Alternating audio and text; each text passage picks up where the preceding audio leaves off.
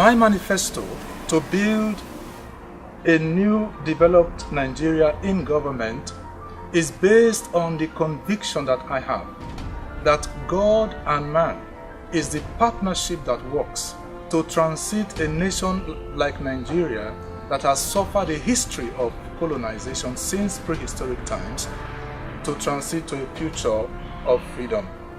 I want to at this point acknowledge the depth of knowledge of some of my other contestants, their economic experiences and all of that. But historical evidence have told us that that is not enough, because there are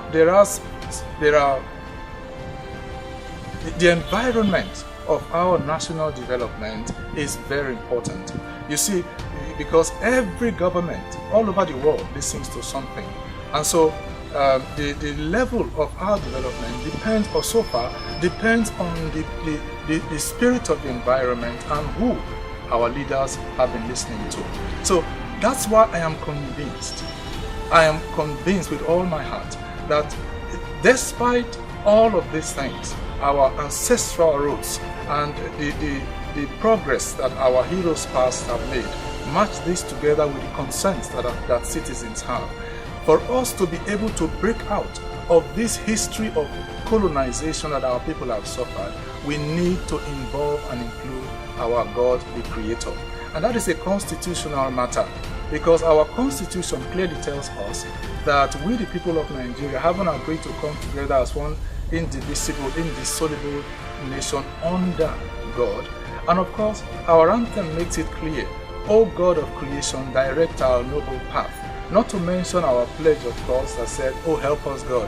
So the truth of the matter, fellow Nigerians, is that our leaders in the past have been promoting those things that divide us, ethnicity, and with all its derivatives like nepotism as we see today. And that fundamental thing that binds us as one, more than 250 ethnic groups in Nigeria, what binds us together, we have not been promoting that, and that's the Almighty Himself. And I want to submit, because it is my conviction that for us as a people to be able to translate from this history of colonization that we have suffered to a future of freedom that our children will enjoy, we need to involve our Maker. And that's what makes me tick.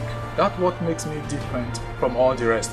And accessing the knowledge of God to rule is why I can give you several points that this government is going to implement when elected into office.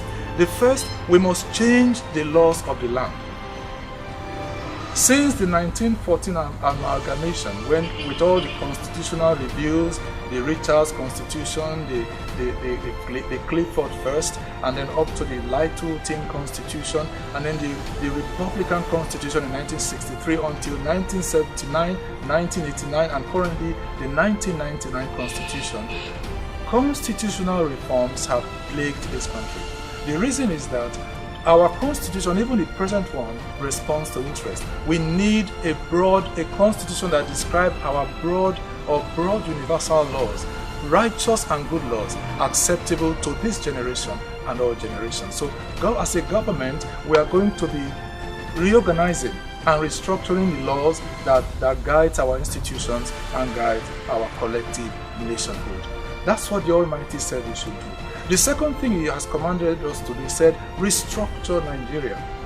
Fellow citizens, one of the major things that has destroyed our country as a people is the fact that every month our state governors go to Abuja, the center, and receive handouts. If you receive handouts, they will, of course, you won't blame them for being unproductive. And so all our granite pyramids have disappeared. And rubber, for example, palm oil production that used to be one of the mainstays of our economy in the past, other nations who took it from us are now, international champions in that area. So we are going to have to restructure our country. And I want to say that within 12 months of being elected into government, we will restructure our economy, meaning that every state becomes autonomous. And that era where our leaders go to the center to receive handouts, that era dies. In other words, it ends. That's what He said we should do. And so, everyone will have control of their own natural resources, and the police as well, in a way that will be that is clearly described in our manifesto. He also told us we must respect federal character. One of the things that divide us as a people is this nepotism that is even going on right now, where you elect or appoint certain people from certain areas in key positions. I don't know what they hope to achieve with that, but it has caused a lot of division. This government will correct that, because the Almighty has told us, respect federal character. We must also strengthen the police, and that means that to tackle insecurity, like the terrible thing going on in the Northeast and all over the country, the high rate of crimes and all of that, we must strengthen our police, to be in line with best practices all over the world. Our army as well, and the details of that is in this manifesto. Another thing the Almighty has told us to do is that we must put the whole issues, the truth and nothing but the truth, put them in the public space for citizens to debate, and whatever consensus they reach, he said, that do as a government. So that era of hiding information, and the people are the last to know, that era is dead. It will end with this government. Instead, we will tackle corruption in this way. We will tackle some of those potholes to national development that one of our founding fathers, Dr. Nnamdi Azikiwe, decried. Also Chief Awolowo and Ahmadu Bello, they all decried this new trend of including enthronement of privileges and other potholes that has been plaguing our nation until now. Another thing this government must do, we must allow our citizens express themselves freely. Our Creator has invested himself in each one of us, and I am fulfilled when you allow me to express myself freely, as I'm trying to do today. Also, you see, every one of us are constrained from expressing themselves. It's not enough to have some of the things our governments have been doing for reasons we'll discuss elsewhere, skills acquisitions. Those are very nice, but they have limited success. God Almighty says, allow my people express themselves freely. And this way, this government will diversify our economy and coordinate our collective talent, ideas, and inventions in a way that aims towards that one Nigerian goal, that one Nigerian dream, for the common good of all of us. We will also, as a government, we must simplify the economy and allow easy access to credit. The economy right now is too tedious, and citizens really do not have access to credit. Well, that's going to change. We will simplify the economy. We will streamline our exchange rates. It is not right to have 1, 2, 3, series of exchange rates that a minority are profiting from to the detriment of the majority. That is a non-starter. I don't think there is any country in the world where they have parallel markets and all of that. We are going to streamline it, have one exchange rate, and then simplify the economy and all of those guidelines that are articulated in this manifesto. In transportation, we are going to focus on our rail, intra-city rail network, and focus also on intercity rail networks for mass transportation.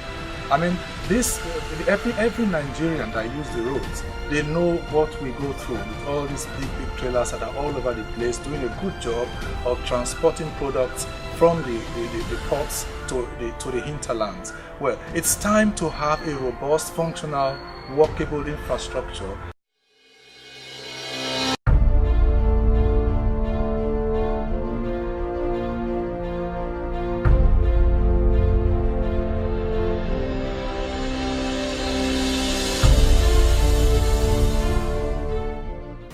My manifesto to build a new developed Nigeria in government is based on the conviction that I have that God and man is the partnership that works to transit a nation like Nigeria that has suffered a history of colonization since prehistoric times to transit to a future of freedom. I want to at this point acknowledge the depth of knowledge of some of my other contestants, their economic experiences and all of that. But historical evidence have told us that that is not enough, because there are the environment of our national development is very important. You see, because every government all over the world listens to something. And so the level of our development depends, or so far, depends on the spirit of the environment and who our leaders have been listening to. So that's why I am convinced with all my heart that despite all of these things, our ancestral roots and the progress that our heroes past have made, match this together with the concerns that citizens have. For us to be able to break out of this history of colonization that our people have suffered, we need to involve and include our God, the Creator. And that is a constitutional matter, because our constitution clearly tells us that we, the people of Nigeria, haven't agreed to come together as one indivisible, indissoluble nation under God. And of course, our anthem makes it clear, O God of creation, direct our noble path. Not to mention our pledge, of course, that said, oh, help us, God.